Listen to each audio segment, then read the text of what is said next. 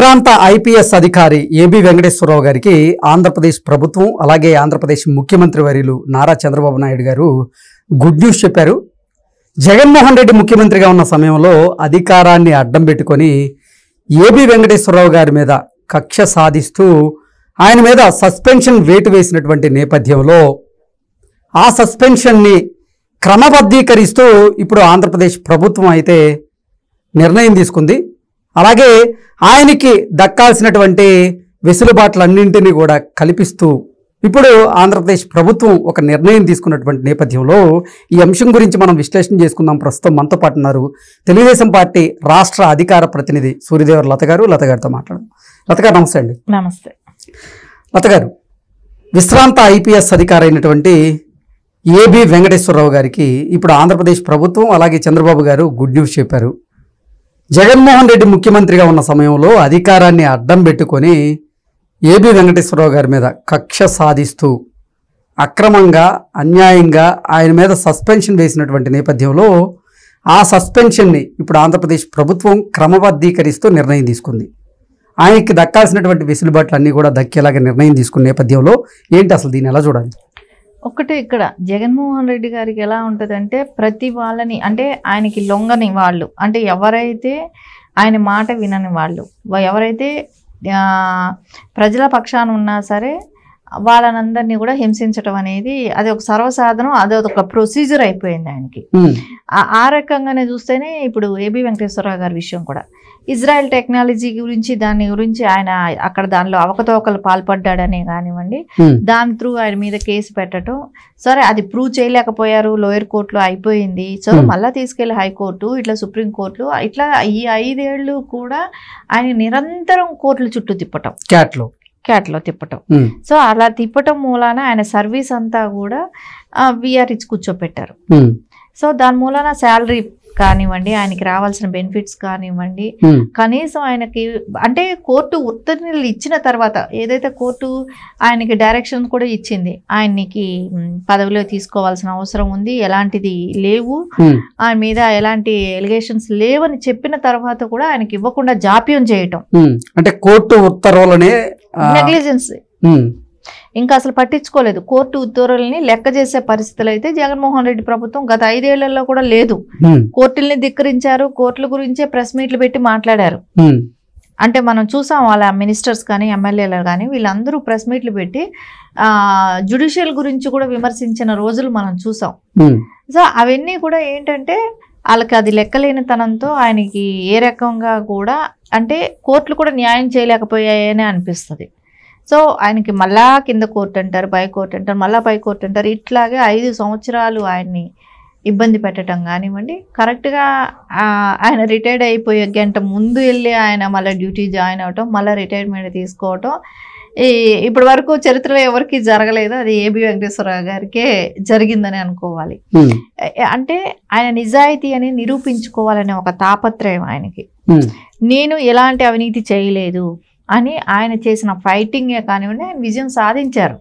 ఆయన ఏదైతే అనుకున్నారో నేను అవినీతికి పాల్పడినప్పుడు నేను ఎందుకు వెనకడుగేయాలి, సో నేను ప్రూవ్ చేసుకోవాలి అనే ఒక ఉద్దేశంతో ఆయన ప్రూవ్ చేసుకోవాలని ప్రయత్నించారు, దాంట్లో సక్సెస్ అయిపోయారు. అంటే ప్రభుత్వం మీద ఒక రకమైన యుద్ధం చేశారు ఆయన.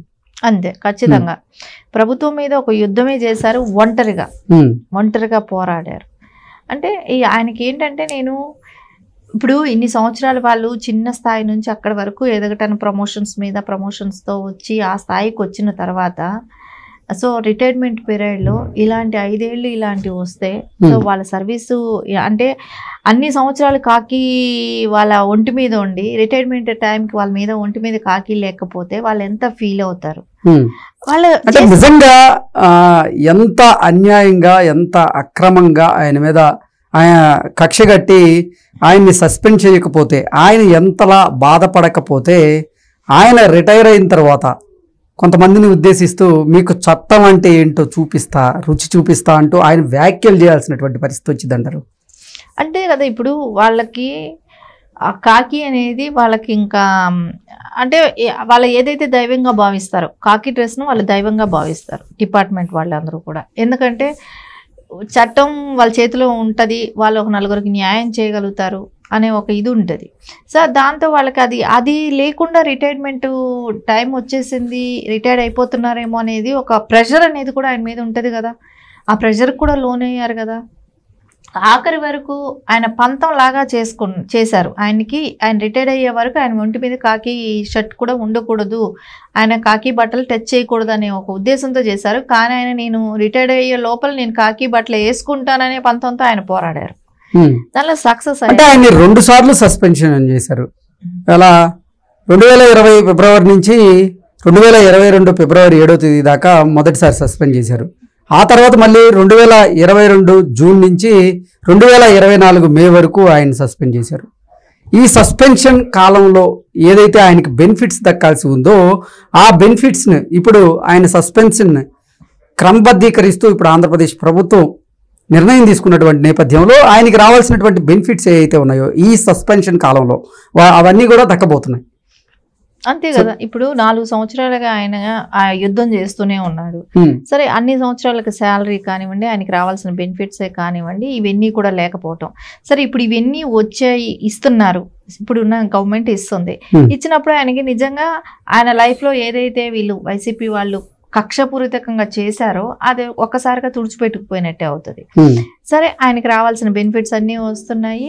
ఆయన అంటే ఇప్పటి వరకు చేసిన ఆయన సర్వీస్ ఏది మర్చిపోలేనిది. ఎందుకంటే ఎప్పుడు కూడా ఆయన సర్వీస్లో ఎక్కడా కూడా ఒక చిన్న రిమార్క్ లేదు, అంటే ఒక జగన్మోహన్ రెడ్డి ప్రభుత్వంలో తప్ప. ఎందుకంటే అది కక్షపూరితంగా చేసింది అనేది కోర్టులే కొట్టేశాయి. సో కోర్టులలో కేవలం ఏబి వెంకటేశ్వరరావు గారి మీదే కాదు, జగన్మోహన్ రెడ్డి ఆయనకి వ్యతిరేకంగా ఎవరైతే పనిచేయాలనుకుంటారో వాళ్ళందరినీ తొక్కివేయాలన్నటువంటి ప్రయత్నం చేశారు. వాళ్ళ మీద ఉక్కుపాదం మోపారు. అందులో భాగంగానే చాలా మంది పేర్లు చెప్తూ ఉంటారు. అయితే ఎగ్జాంపుల్ మనకు ఇప్పుడు అసెంబ్లీకి స్పీకర్ గా పనిచేసిన కోడెల శివప్రసాద్ గారిని, ఆయన ఏముంది, 2 లక్షల ఫర్నిచరు ఆయన ఆల్రెడీ లెటర్ రాసి ఆయన మీకు ఫర్నిచర్ మీరు వచ్చి తీసుకెళ్ళండి అని గవర్నమెంట్ కి ఇన్ఫార్మ్ చేస్తే అది ఆ లెటర్ ని వీళ్ళు మరుగున పడేసి ఆయన మీద కేసు పెట్టి ఆయన అంటే ఇప్పుడు ఎంతో హుందాగా ఉన్న వ్యక్తిని 2 లక్షల రూపాయల దొంగతనం ఆయన మీద అంటగట్టి ఆయన్ని అరెస్ట్ చేస్తామని ఇది చేసి ఆయన్ని మానసికంగా ఏ రకంగా టార్చర్ పెట్టి ఆయనంతటా ఆయన సూసైడ్ చేసుకొని చనిపోయేటట్టు చేసి, అంటే వీళ్ళ సైకో ఆనందం చూస్తే ఎలా ఉందనేది. అదే కోట్లు ఖరీదు చేసే ఇది ఈ రోజున జగన్మోహన్ రెడ్డి ప్యాలెస్లలో ఉన్నాయి గవర్నమెంట్ సొమ్ములు, ప్రజాధనం ఉంది అక్కడ. సరే, ఈ రోజు ఇప్పటి వరకు నువ్వు తెచ్చి హ్యాండ్ ఓవర్ చేయలేదు కదా. అలా అనుకుంటే నిన్ను ఏ జైల్లో పెట్టాలి? అంటే నువ్వేంటంటే కక్ష కోసం 1 లక్ష 2 లక్షలకు కూడా ప్రాణాలతో ఆడుకోవటం జరిగింది. అంటే ఇచ్చిన లెటర్లను దాచేయటం, వ్యవస్థల్ని కప్పిపుచ్చటం, నీ చేతిలో ఉన్న ఇప్పుడు వ్యవస్థను ట్రిపులర్ గారిని తీసుకోండి, ఆయన ఏ రకంగా ఇబ్బంది పెట్టాడు, ఆయన్ని చంపడానికి ప్రయత్నించారు. ఇవన్నీ కూడా ఎలా జరుగుతున్నాయి అంటే జగన్మోహన్ రెడ్డికి ఆయనకి అనుగుణంగా లేని వాళ్ళని అందరినీ కూడా చంపటానికైనా కూడా వెనకాడరు అనేది ఖచ్చితంగా. వీళ్ళందరినీ ఇంకా ఇలాంటి వాళ్ళు ఎంతమందిని వీళ్ళు ప్రాణాలకి తెగించారు. చంద్ర ఇలాంటి ఒక కార్యకర్తను కూడా వీళ్ళు ఏ రకంగా చంపేశారు అంటే ఈ రకంగా ఏబి వెంకటేశ్వరరావు గారు చేసిన ఫైట్ అంటే ఆ మానసికంగా ఎంత బాధ పెట్టినా కూడా ఆయన డౌన్ అవ్వకుండా, అంటే చూసాం కోడెల శివప్రసాద్ గారు లాంటి వాళ్ళే కొంచెం మెంటల్గా కొంచెం డిప్రెషన్ అయ్యి చనిపోయారు సూసైడ్ చేసుకొని. అలాంటి స్థాయికి కూడా ఆయన రాకుండా, అంతే కదా, సర్వీస్ ఎండింగ్లో దొంగతనం ముద్ర ఒక ఇది పెడుతున్నారు కదా. సో అదంతా ఆయన ఎక్కడ కూడా డిప్రెషన్కి లోన్ అవ్వకుండా ఆయన ఫైట్ చేశారు, ఈరోజు విజయం సాధించారు.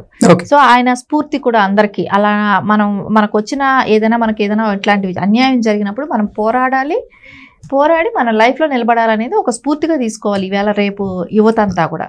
ఓకే అండి, థ్యాంక్ యూ.